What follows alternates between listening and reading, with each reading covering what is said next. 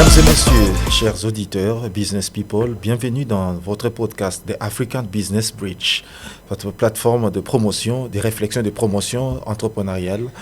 Alors ici, c'est vraiment un pont, comme l'expression le dit, entre les grandes entreprises et les petites entreprises, entre les grandes entreprises ou les entreprises elles-mêmes. Donc, c'est vraiment un carrefour où on croise, on fait un réseautage de différents types d'entrepreneurs. Alors ici, on a une idée et voilà. Alors, c'est comme on vous disait tantôt, on y reviendra pour en parler un peu plus sur African Business Bridge. Alors ici, nous partageons d'une manière objective avec des experts dans le business ou l'entrepreneuriat leurs success stories, les défis auxquels ils sont confrontés en tant qu'entrepreneurs, surtout en investissant en République démocratique du Congo. Et on apprend du jour au lendemain. Alors, comment ils font pour survivre dans un terrain où certains ont du mal parfois à investir, mais d'autres ont quand même le pied sur terre. Alors, avec nous aujourd'hui, nous recevons pour vous Trésor Mufutankuna dans notre premier numéro de podcast. Lui, c'est un homme à multiples casquettes. Et donc, au même moment, on peut parler d'entrepreneur, formateur, également poète, auteur et compositeur, un homme à multiples casquettes. Mais il fait un focus sur l'entrepreneuriat, puisque dans ce côté-là, il est patron des 5 entreprises aussi jeunes. C'est parfois difficile à croire. Je reviens devant mon invité, M. Trésor Mufutankuna. Bonjour. Bonjour, cher Bill. Alors aujourd'hui, expliquez-nous un peu, avant d'épingler, comment comptez-vous encore, comment vous y prenez avec ces différentes casquettes, mais surtout focus sur l'entrepreneuriat.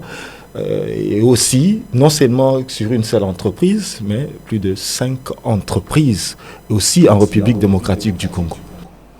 Ok, merci beaucoup. Alors d'emblée, ce qu'il faut dire, c'est que c'est vrai que j'ai une multiple casquette. Là n'est pas le problème parce que chacun d'entre nous possède des dons, des talents, etc., que le Créateur a enfouis en lui.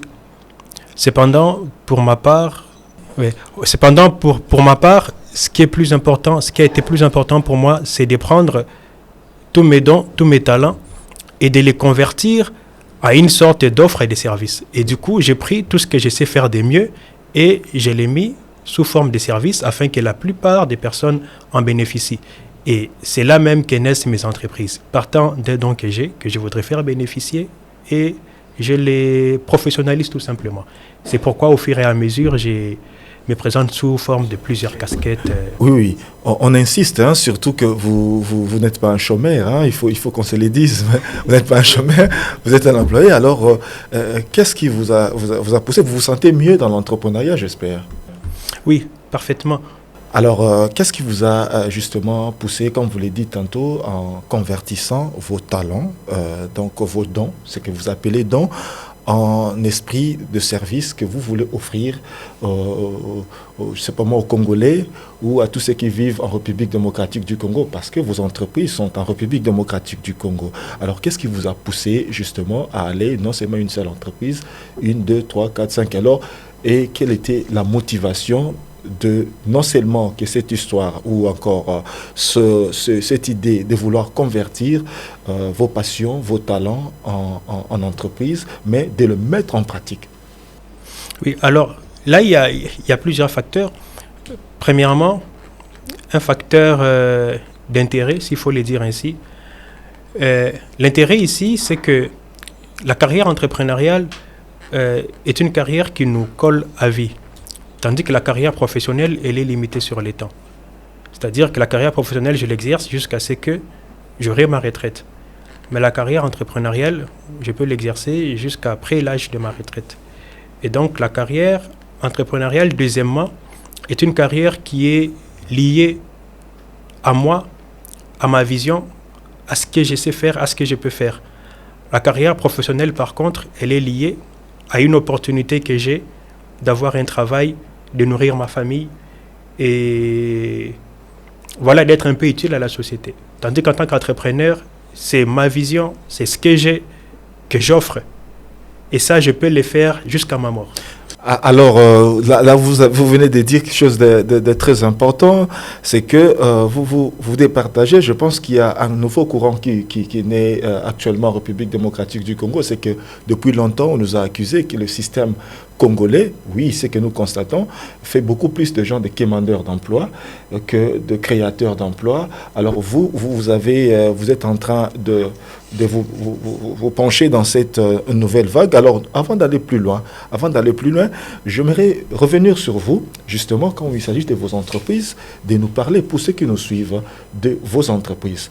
Mais bien avant votre réponse, laissez-moi également, chers auditeurs, vous présenter sur ce même plateau. Nous avons avec nous en accompagnement Eric Kibwankai Mwabi. Il est cofondateur de ABB et aussi entrepreneur expérimenté. Il a travaillé beaucoup aux États-Unis, en République démocratique du Congo.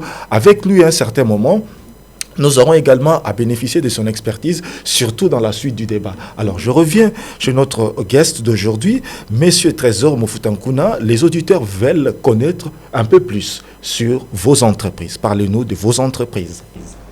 Bon, c'est vrai que parler de mes entreprises, je pourrais ne pas aller dans trop de détails, faute de temps.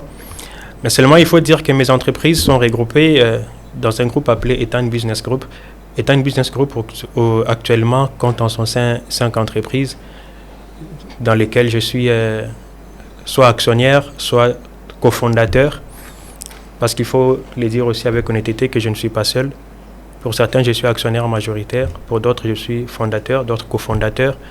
Mais je préside le groupe Etan Business Group qui contient en son sein 5 entreprises pour lesquelles j'ai activement participé à la création. Alors, j'ai NBS, qui est l'entreprise la plus vieille, qui date de 7 ans, qui offre aussi divers services. Il y a Etan Business. Il faut noter que NBS est votre première entreprise. Oui, la toute première, créée en 2015. Voilà. Oui, et puis il y a Etan Travel, qui est une agence de voyage. Et puis il y a La Voce, qui est une entreprise qui œuvre dans la production d'art littéraire et musical. Et pour finir, la toute récente, Mufuta Car Solution, qui offre des solutions pour les véhicules. Donc en bref, c'est là mes 5 entreprises qui composent le groupe Etan Business. Dans quel contexte avez-vous créé votre première entreprise, Network of Business and Service, NBS SRL? Dans quel contexte? Parce que c'est là même est né votre justement démarrage de votre passion ou encore aventure entrepreneuriale. Oui, exactement. Il faut dire que j'ai créé NBS dans un contexte où ma passion était déjà arrivée au bout. Alors je me disais, il faut passer à l'acte. Parce que, comme je vous l'ai dit, l'entrepreneuriat était un ancien rêve qui date de plusieurs années. Mais en 2015, je me disais qu'il était... Pendant que vous étiez encore étudiant ou vous étiez encore... Oui, pendant que j'étais étudiant déjà, j'étais un petit entrepreneur parce que déjà dans ma carrière estudiantine, dans ma vie estudiantine, j'ai rendu des petits services à mes collègues. J'avais monté une petite bureautique pour fournir des services d'impression, des reliures et tout ça à tous les étudiants. J'avais un esprit entrepreneurial déjà dès l'université, ce qui faisait que des fois, j'aimais passer un peu de l'argent que les parents pouvaient me donner. Je ne dérangeais pas trop le parent parce que déjà, j'étais entrepreneur. C'est un esprit qui était là depuis l'université. Et du coup, lorsque j'ai embrassé la carrière professionnelle m'a aidé à comprendre les rouages du monde professionnel afin que je sois capable, moi aussi, de monter une entreprise beaucoup plus professionnelle. Okay. Parce qu'il faut se dire que depuis l'université, j'avais un esprit d'entreprendre, mais il me fallait comprendre quels sont les rouages, qu'est-ce que cela a demandé, comment le monde professionnel travaille. Et du coup, lorsque j'ai commencé ma carrière professionnelle, ma première idée n'était pas d'abord d'être embauché, de trouver comment réunir mes 2 bouts du mois, mais ma première idée était de comprendre comment fonctionne le monde professionnel et quel modèle je peux reproduire pour grandir en tant qu'entrepreneur aussi. Et c'est dans ce contexte-là que NBS est né. Comme en ce moment-là, voilà, pour un peu rapidement, en ce moment-là que vous avez eu l'idée, vous êtes entré dans le monde professionnel. Mais l'idée, bien sûr que vous aviez cette passion entrepreneuriale, mais devant vous, il y avait toujours beaucoup de papiers, jalonneurs, beaucoup de CV pour faire entrer de gauche à droite. Oui, c'est vrai. Mais d'emblée, il faut dire aussi que la chance ou la grâce que j'ai eue, c'est celle de n'avoir pas vraiment goûté longtemps au chômage. Ma toute première expérience professionnelle m'est venue aussitôt que je sortais de l'université. Alors, c'est vrai qu'il y a eu des interruptions pour passer à d'autres emplois, mais c'était des interruptions très brèves, pas plus d'une semaine. Et du coup, je suis passé d'une entreprise à une autre, soit par voie de démission, soit par voie de débauchage. Donc, je dirais que je n'ai pas trop goûté au chômage. C'est une chance que j'ai eue. Et même pendant ces brefs moments d'interruption, j'avais toujours en backup mes entreprises. Donc, voilà. Vous avez dit, parce que c'est tellement intéressant de vous entendre, cette passion, vous voyez, quand vous étiez en train, c'est comme si nous sommes entrés dans ce monde-là, on voit l'image, comment ça a commencé, c'est-à-dire ça donne à tous ces autres étudiants qui se disent, bon, ben, quand j'écoute ces success stories, ça me motive aussi d'aller un peu plus loin. Alors, vous avez dit dans ces contextes-là, pour aller un peu plus vite, c'est tellement passionnant d'écouter ces choses. Si vous avez eu cette chance-là, beaucoup d'autres jeunes, peut-être ils se débrouillent encore, n'ont pas eu cette chance-là de continuer. Alors, vous avez les networks, c'est-à-dire des NBS, qui depuis 2015, bien sûr, vous offrent des services de recrutement, de nettoyage, alors quoi encore, des désinfections.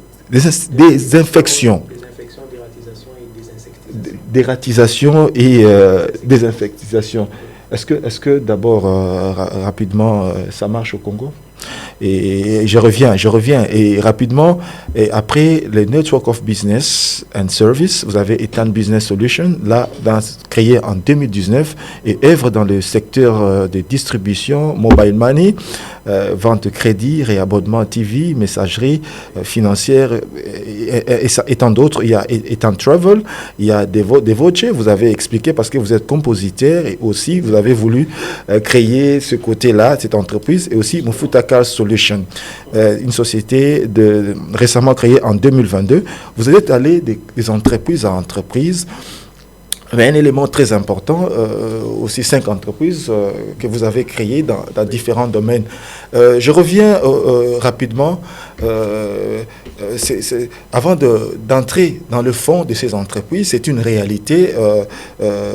Monsieur Eric Kibwankai Mwabi, vous êtes cofondateur des ABB, vous avez beaucoup travaillé aux États-Unis d'Amérique, dans le système anglophone. Vous êtes aussi venu et par après travailler en République démocratique du Congo dans différentes grandes entreprises et avoir été en contact avec beaucoup d'autres entreprises et entrepreneurs.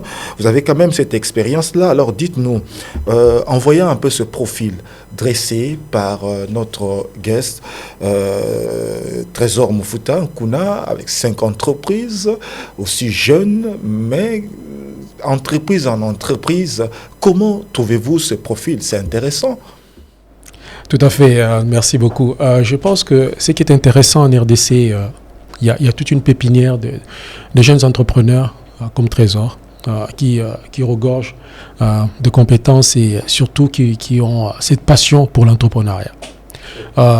Cette persévérance également pour l'entrepreneuriat. On reste un peu, je dirais, dans notre soif, on reste un peu, on a envie de savoir un peu plus. Okay? Parce que vous avez parlé de 5 entreprises, on aimerait savoir un petit peu quelle est la santé de ces entreprises.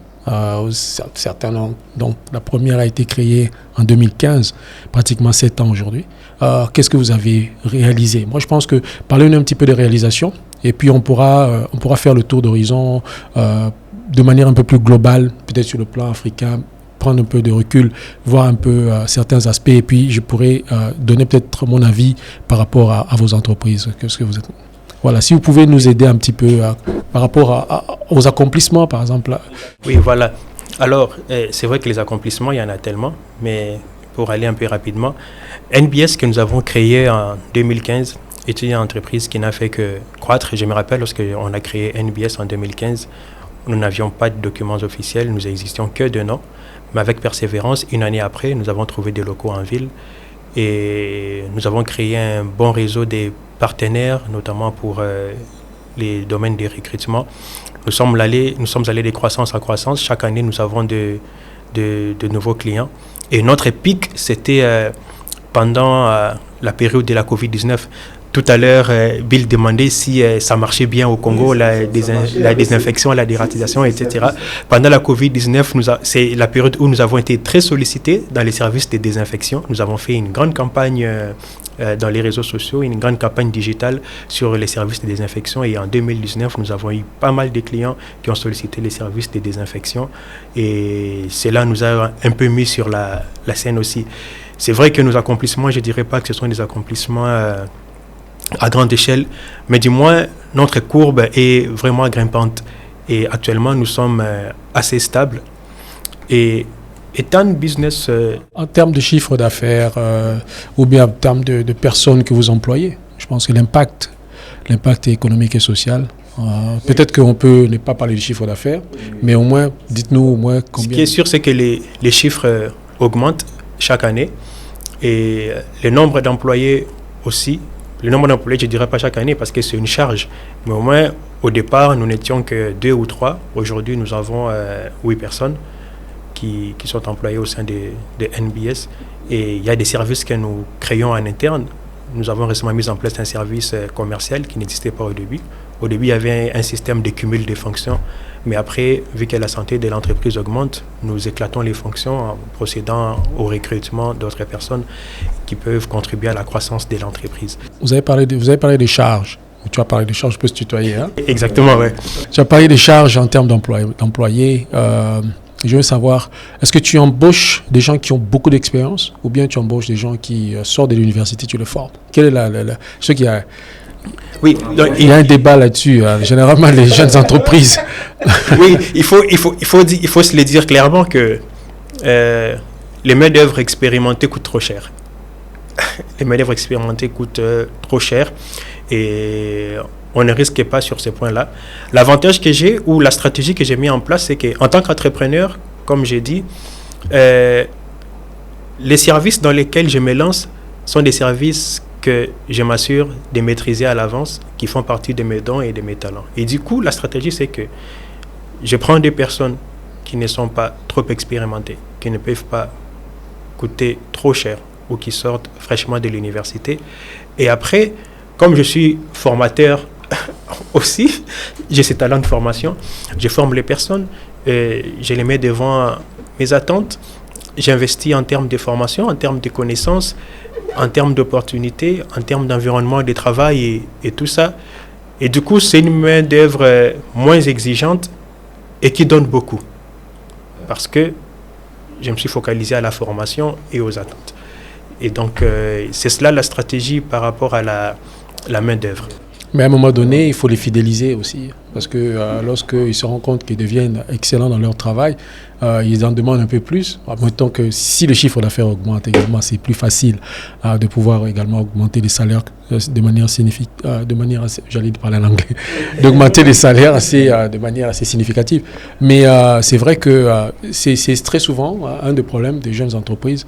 On veut des talents, on veut travailler avec des talents, mais on ne peut pas se les permettre. Pour la plupart du temps, on est obligé de les former et puis on se retrouve avec des gens qui travaillent, qui font du multitasking, qui occupent plusieurs fonctions en même temps, et parce que justement, on ne peut pas se permettre d'embaucher plusieurs personnes et on est souvent limité à des cahiers des charges surtout lorsqu'on a accès à des financements, on est souvent limité à des cahiers des charges assez rigoureux.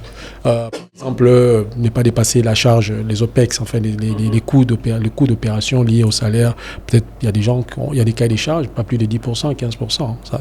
Quand vous travaillez avec certains incubateurs ou certains accélérateurs, et ils vous demandent justement, ils veulent voir ce genre de quotas remplis. Donc c'est assez difficile. Maintenant, justement, ça nous amène par rapport au financement, si vous pouvez dire un mot. Ce sont des entreprises, vous avez financé comment? Oui.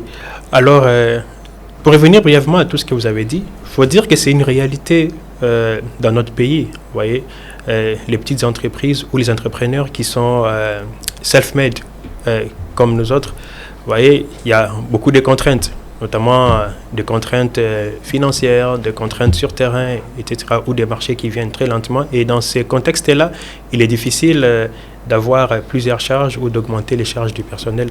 Et du coup, les personnels, nous savons toujours comment les encourager par des petits incentives et tout ça, et des méthodes de fidélisation.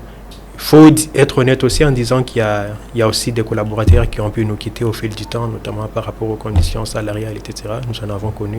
Mais après, on prend ça comme une circonstance qui arrive et on ne baisse pas les bras. Voilà. Je ne veux pas que tu perdes de vue, tu perdes le fil d'idée par rapport à ce côté-là. Vous voyez la chute d'Eric sur ce côté chiffre d'affaires, parce que ma question également revient, je vais accentuer un peu là-dessus, c'est que je reviens beaucoup plus dans ta deuxième entreprise, Etan Business Solutions. S'il faut être un peu plus précis, là, je vois un domaine dans lequel Eric évolue aussi en tant que chercheur, dans les mobile, tout ce qu'il y a en termes de mobile money, ainsi de suite, et tout ça.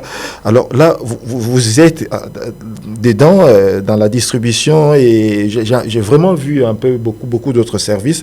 Dites-nous, en termes de chiffre d'affaires, surtout dans cette entreprise-là, comment cela marche par rapport à d'autres entreprises, parce qu'à avoir déjà par rapport aux innovations, on sent, je ne sais pas bien sûr, on sent que c'est là que ça perce, ça perce un tout petit peu. Alors, dites-nous un peu clairement ici, en termes de chiffre d'affaires, quand vous avez commencé, c'était à combien, et maintenant c'est à combien, et proportion chaque mois ou chaque année, vous me dites un peu comment ça évolue, la croissance, pour justement rebondir sur... Alors, Etan Business, c'est l'entreprise, parmi les 5 entreprises, c'est l'entreprise qui génère le plus de profits, il faut le dire.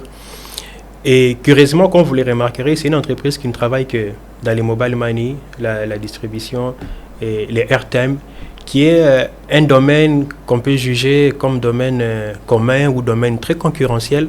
Mais nous avons pu percer, notamment grâce à notre modèle économique. Etan Business a été créé en 2019 et notre fonds de roulement n'était que de $500. Et les chiffres d'affaires mensuels étaient d'à peine $1,000.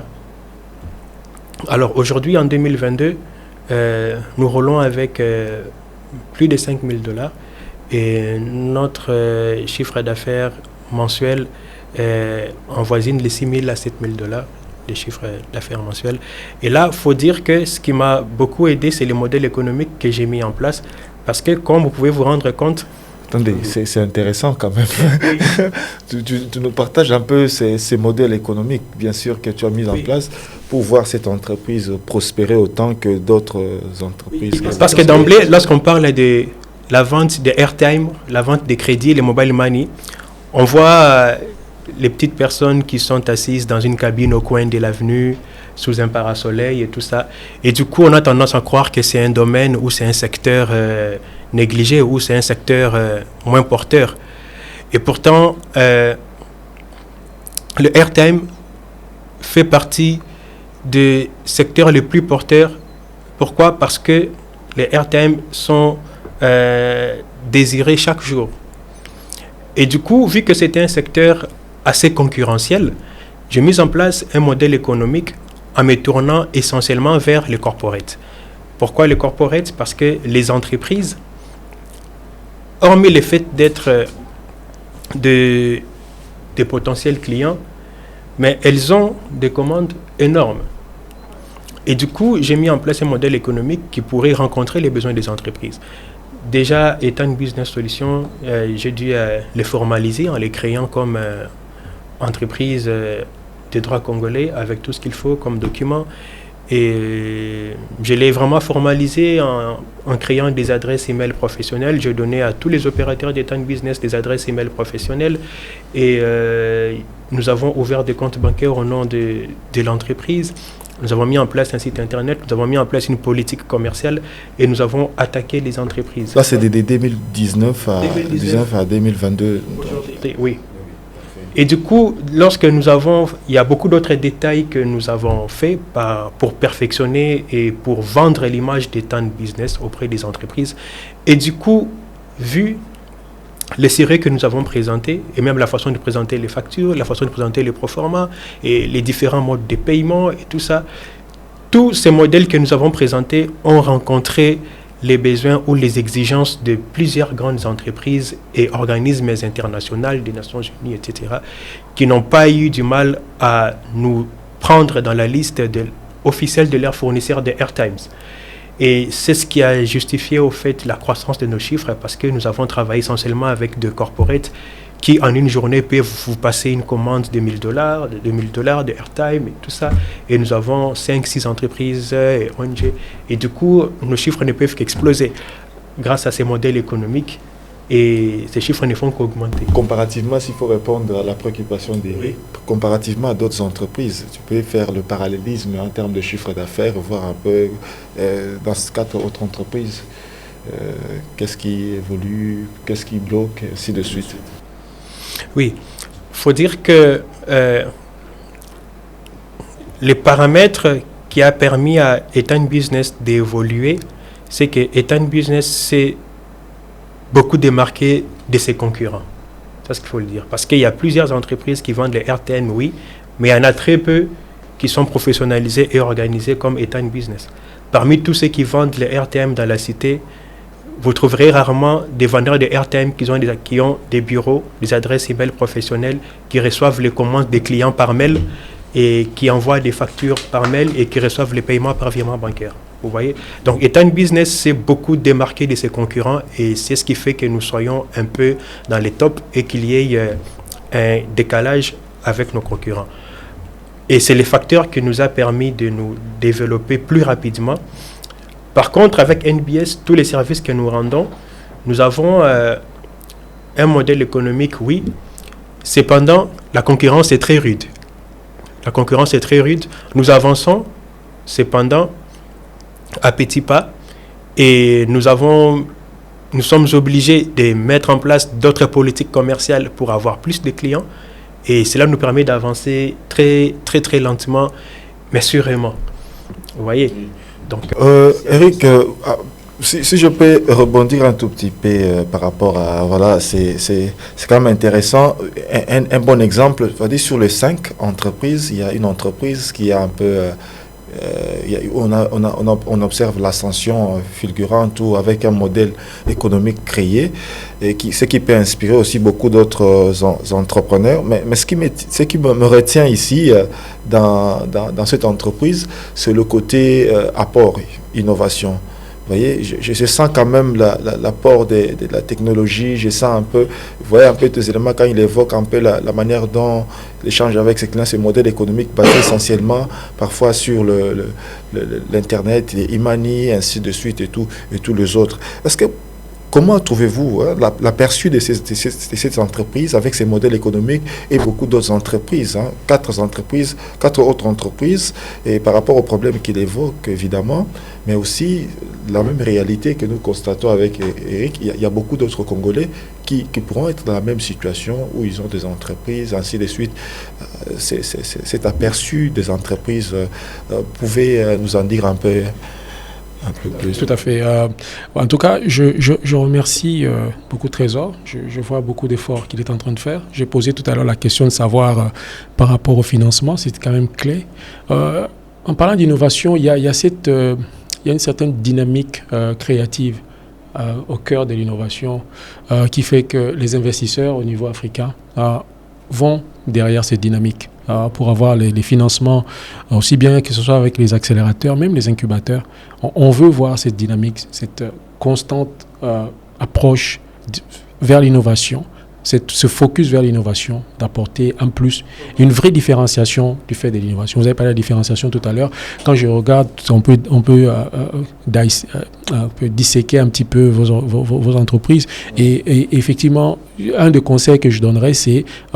regardez à l'innovation comme une façon de changer les paradigmes, une façon de changer le game, en fait, le game changer. Que l'innovation soit au cœur de votre stratégie. Que ce soit une application qui permet aux gens de pouvoir booker vos services avec NBS, ou bien une application de fintech permettant justement d'améliorer l'inclusion financière en termes de ce que vous faites avec Etan. Et votre entreprise Etan Business, voilà. Donc c'est important de mettre l'innovation au cœur. Pourquoi? Parce que lorsqu'on regarde par exemple au niveau africain, on regarde, il y a une étude qui a été faite par Brighter Bridges, qui est un centre de recherche qui est focalisé dans tout ce qui est économie, marché émergent, tout ce qui est innovation et technologie. on se rend compte que sur la période de 2015 à 2021, sur 6 ans, il y a eu à peu près 8,8 milliards de dollars qui ont été levés par des startups africains. Okay? Et ça, c'est sur toute l'Afrique subsaharienne. Mais la part réservée aux startups de l'Afrique francophone n'est que de 417 millions, pratiquement 4,8%, 4,7%, ce qui est négligeable. Sur 8 milliards de dollars sur une période de 6 ans, la part qui est réservée aux entreprises de start-up en Afrique francophone est très légère. On sent que l'Afrique francophone est vraiment en régression par rapport... Il y a beaucoup de choses qui rentrent en jeu. C'est le climat des affaires, la clarté des règlements fiscaux. Il y a aussi de l'accès à l'énergie, à l'électricité. Il y a tellement de paramètres qui font que quand on les classe, d'ailleurs la Banque mondiale a un classement qu'on appelle Doing Business. Et quand on regarde ce classement, on se rend compte que sur les 190 pays qui sont dans ce classement, les pays d'Afrique francophone figurent parmi le dernier wagon, c'est-à-dire de la 100. Bon, je ne parle pas du Congo, mais je parle de francophone en général. Donc, on se retrouve de la 121e place jusqu'à la 190, 190. On voit la plupart des pays francophones se retrouver là-dedans. Donc, il y a un sérieux problème là à régler. Pourquoi? Déjà, la définition de la start-up, certains pays comme le Sénégal se démarquent de plus en plus. Je crois que le Sénégal a un meilleur classement de plus en plus. Ils sont passés de la 123e, je crois qu'ils sont en train de monter vers entre 110 et 120. C'est déjà pas mal pour un pays francophone. Pourquoi? Parce qu'il y a ce qu'on appelle Sénégal Startup Act. C'est-à-dire qu'aujourd'hui, dans la plupart des pays d'Afrique francophone, on considère quand même les startups de la même manière qu'on considère une entreprise classique. Il n'y a pas forcément des exonérations ou bien des mesures d'allègement, d'accompagnement qui sont accordées. Il faut carrément toute une réglementation, toute une vision pour les startups. Pourquoi? Parce que les pays comme le Sénégal ont compris, ils font maintenant partie de peloton de ce que j'appelle les Silicon Valley africains. Qui sont des grandes villes qui sont comme Nairobi, Lagos, Kigali, Cape Town, Johannesburg, qui sont des véritables Silicon Valley. Ces pays-là sont des pays anglophones. Voilà. Donc et la plupart des incubateurs, des accélérateurs, ils vont plusieurs fois l'année d'ailleurs pour tout ce qui est Startup Summit, etc. Donc il y a une vraie différenciation à faire entre la startup. Il faut bien la définir dans la réglementation, légiférer là-dessus et lui donner un certain privilège pour justement accompagner cette pépinière de jeunes comme vous qui ont beaucoup de talent et beaucoup de ressources pour justement se lancer dans l'entrepreneuriat. Voilà. Lorsque on regarde par exemple le Tony Blair Institute of Global Change, parmi les statistiques qu'ils ont publiées en 2020, ils ont prévu que le marché pour lever les capitaux en Afrique subsaharienne va passer pratiquement en 2030. Donc d'ici 2030, va passer à 90 milliards de dollars. 90 milliards de dollars pour tout ce qui est TPE, toute petite entreprise comme vous. C'est la projection 2030. PME, voilà. Et puis, voilà. Donc, c'est 90 milliards de dollars. Il faut se poser des vraies questions, se disant, OK, où est-ce que nous nous trouvons par rapport à ces 90 milliards de dollars qui vont être levés par les entreprises? Je pense que d'ici peu, je crois qu'il y a une volonté, je crois que même au niveau du Congo, il y a une volonté, je crois, de regarder les choses de ce côté-là, de pouvoir changer un petit peu les règles par rapport aux PME, aux start-up. Voilà. C'est quand même intéressant, il faut revenir sur ce point-là. 90 milliards. Alors si nous regardons très bien, 90 milliards qui seront levés justement vers les entreprises, le potentiel justement qui seront levés en termes en faveur des entreprises africaines, mais des startups. Alors, pour aller concrètement, Eric, au regard de cet aperçu que vous voyez, cet aperçu comparatif entre ces pays anglophones et les pays francophones, est-ce qu'aujourd'hui, comme Eric, beaucoup d'autres entrepreneurs ou startups, comme Trésor, parce que je parlais, comme Trésor, notre guest, beaucoup d'autres entrepreneurs congolais, alors qu'est-ce qu'eux devront faire en tant qu'entrepreneurs au stade où nous sommes, parce qu'il ne faut pas attendre demain. commencer à changer les choses. Sur quel point? Il faudra qu'ils soient sur la procédure de la création d'entreprise, sur le modèle de business ou le modèle économique, ou encore côté des techniciens ou autres structures d'accompagnement de start-up. Effectivement. À premier abord, quand j'écoute Trésor, je me rends compte qu'il y a deux choses qu'il va falloir qu'on regarde avant de mettre en place ce roadmap, je dirais, cette feuille de route. Pour savoir, OK, vous avez parlé de vos entreprises, mais quelle est votre vision à long terme, à moyen terme? Qu'est-ce que vous voulez faire? Qu'est-ce que vous voulez accomplir? Et comment vous pouvez y arriver? Lorsqu'on regarde, par exemple, quand on fait une étude un peu plus approfondie, par rapport aux entreprises qui sont financées, qui trouvent des financements, qui ont accès au marché des capitaux, on se rend compte qu'il y a plus ou moins 7 secteurs pour lesquels c'est récurrent. C'est-à-dire qu'il y a une facilité à accorder. Alors, il y a la toute première, évidemment, vous avez l'énergie, vous avez l'environnement, okay, vous avez la télécommunication au niveau de l'information, au niveau même tout ce qui est technologie de l'information, technologie de communication.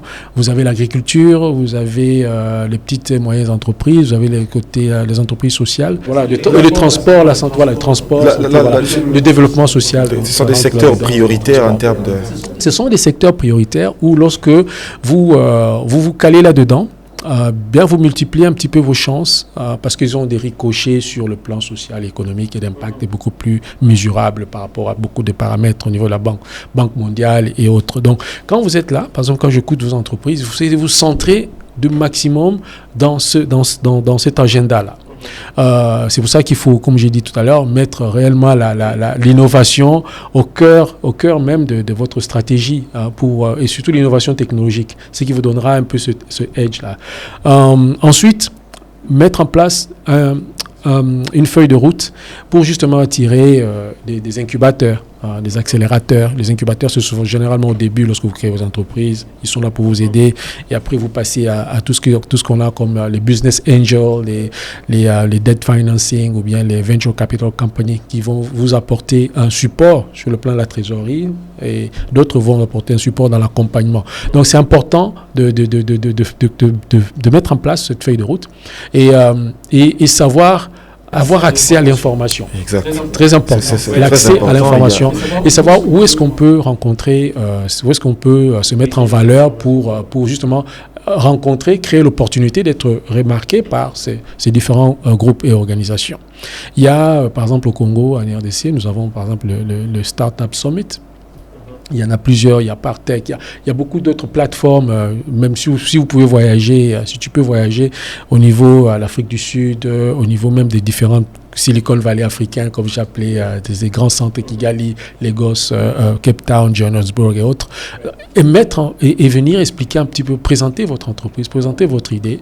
Vous parlez anglais, je pense que je parle anglais couramment. Voilà, c'est déjà, donc il n'y a plus de barrière linguistique. C'est qu'il y a un frein par rapport à pourquoi l'Afrique francophone ne décolle pas. Mais les startups n'ont pas cette grosse part de gâteau par rapport à leur homologue start-up anglophone. Voilà un petit peu ce que je peux conseiller, c'est-à-dire se recadrer sur le plan de l'innovation, pouvoir cadrer parmi les priorités, parmi les entreprises qui sont le plus subventionnées ou bien le plus aidées, et ensuite avoir une feuille de route bien claire par rapport à ce que vous voulez accomplir dans les prochaines années, à moyen terme et à court terme. À court terme, moyen terme et à long terme, voilà, et bien mapper cela pour voir quel type d'accompagnement vous aurez besoin pour chaque étape, ce qu'on appelle la scalability en anglais, pour voir comment vous allez vous développer à chaque étape du cycle de vie de vos entreprises. Alors, très intéressant, parce que ça, c'était vraiment une leçon surtout magistrale, surtout lorsque vous faites allusion à l'innovation. L'innovation, ce que j'ai beaucoup retenu, c'est les secteurs prioritaires, presque 7 secteurs prioritaires, des éléments qu'on peut dire fondamentaux pour qu'un entrepreneur se dise projet d'affaires, mon business plan, je peux l'axer sur quoi pour, par exemple, bénéficier d'un financement, aussi l'accès à l'information, puisqu'il existe justement des plateformes qui sont justement prêtes à financer, ou beaucoup d'autres pays financer l'entrepreneuriat local, mais le problème c'est que les jeunes ne sont pas informés, beaucoup d'autres jeunes ne sont pas informés, parce que lorsqu'on met l'innovation, les fintech et autres, vous voyez, le monde est en train de bouger de gauche à droite, surtout avec ces genres de technologies. En 2022, cette année même, j'ai vu plus de 960 jeunes entrepreneurs être financés par un projet. C'était la Banque mondiale, c'est le gouvernement, je sais. Bref, 960 entrepreneurs, ils ont postulé. Et récemment, il y a un projet COPA, ainsi de suite, où il y a autant d'entrepreneurs qui sont appelés. Mais ce qui est étonnant, c'est de voir beaucoup de jeunes, c'est au moment où il y a appel, que les gens essaient un peu d'écrire, c'est comme un projet, on s'est dit, bon, donc là, je calibre un peu ce que je peux faire pour... et les gens, ils ont réussi à peu près de 15 000 à 20 000 $. Ouais, souvent, comme j'ai dit tout à l'heure, l'impact économique et social avec l'usage de la technologie, souvent, ce sont des choses comme ça qui sont vues. Les entreprises purement traditionnelles qui n'ont aucune différenciation sur le plan d'un savoir-faire technique, un savoir-faire en termes de compétences. Des compétences, c'est bon, c'est vrai, mais il faut toujours amener un savoir-faire technique. Ça a tendance, c'est vraiment la tendance. Hein, ça fait waouh, ok, c'est intéressant ce qu'ils font. Et ça vous protège un peu des barrières à l'entrée, des nouveaux concurrents, en amenant cette façon de faire les choses un peu différemment. Je crois qu'il va falloir ne pas se décourager. Parmi les qualités que vous avez parlé, tu as parlé tout à l'heure, excuse-moi de revenir sur le vous, tu as parlé tout à l'heure, en termes du profil même de l'entrepreneur, je pense que tu l'as. Hein, il ne faut pas se décourager. Il faut réessayer différemment avec des nouvelles approches, nouvelles tactiques, justement pour se faire distinguer. Et ne pas hésiter à sortir de la plateforme de la RDC, aller même à Nairobi, aller au Kenya, Kenya, Nairobi, aller à Kigali, aller en Afrique du Sud, aller à Lagos, présenter votre projet, vous parlez français, anglais couramment, il n'y a pas de problème, présentez votre projet et sortez de la plateforme actuelle et essayez de présenter vos projets. En amenant ces différenciations, comme j'ai dit tout à l'heure, en termes de compétences, savoir-faire et puis l'aspect technique, vous créez déjà une différence. Vous vous démarquez déjà de beaucoup d'autres entreprises. Voilà. C'est très important de voir. C'est vraiment un conseil que je peux donner parce que je ne pense pas que la vocation d'une TPE, c'est de demeurer TPE pendant toute la durée de vie de l'entreprise. À un moment donné, il faut que ces TPE passent de PME ou bien même une grande entreprise, etc. Donc, c'est important de mettre ce roadmap et de toujours mettre l'innovation. Autre chose, je pense qui est, là c'est un conseil personnel, c'est en termes d'auto-formation et d'éducation. Très important. Je ne sais pas si vous avez abordé cet aspect, je veux bien c'est dans le thème que vous comptez aborder. Parmi comment on appelle ça, les attributs de l'entrepreneur, je pense qu'il faut absolument continuer à être curieux, à continuer à s'éduquer, à aller dans des formations, à aller chercher l'information au niveau des ambassades, au niveau des chambres de commerce, au niveau aller chercher l'information. Vous verrez qu'il y a certainement parmi ces incubateurs et même ces accélérateurs, une qui sera intéressée par votre projet. Et à partir de là, il suffit seulement d'un seul. Et surtout lorsqu'on arrive à avoir un accélérateur derrière son projet, ça ouvre la porte à d'autres qui vont venir. Quand vous avez des venture capital qui viennent dans votre organisation, ils interviennent comme lead investisseurs ou ça attire d'autres. Et c'est là où je pense que vous allez passer à un niveau supérieur, à des étapes supérieures. Alors, comment faire pour créer des entreprises en République démocratique du Congo? Toutes ces contraintes, mais ce trésor nous a tenté de brosser un tout petit peu. Le conseil d'Éric, surtout sur vous, les jeunes entrepreneurs ou les entrepreneurs en République démocratique du Congo. Alors, comment pouvez-vous faire pour justement entrer, être informé des subventions et comment surtout intégrer des innovations? Il y a beaucoup d'autres sujets. C'est un terrain qui est tellement plein d'informations. Nous saurons aujourd'hui épuiser toutes les informations, mais nous vous donnons rendez-vous pour un autre numéro. Pendant ce temps, savourez très bien ces instants passés avec notre guest Trésor Mofutankuna. Nous vous remercions beaucoup, Monsieur Trésor, pour votre passage.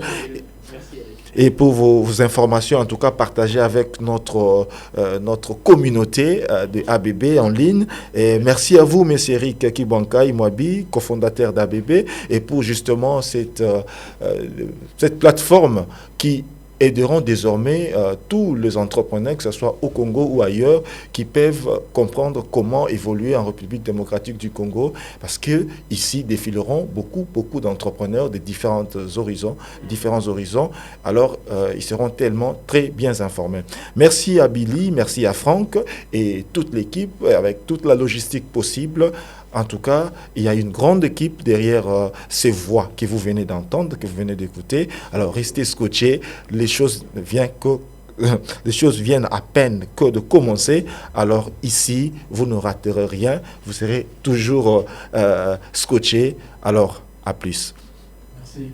Merci beaucoup. Merci à vous. Merci à vous. Ça sera avec les tapis sonores, tout ça. Il y aura des grands moments. Très belle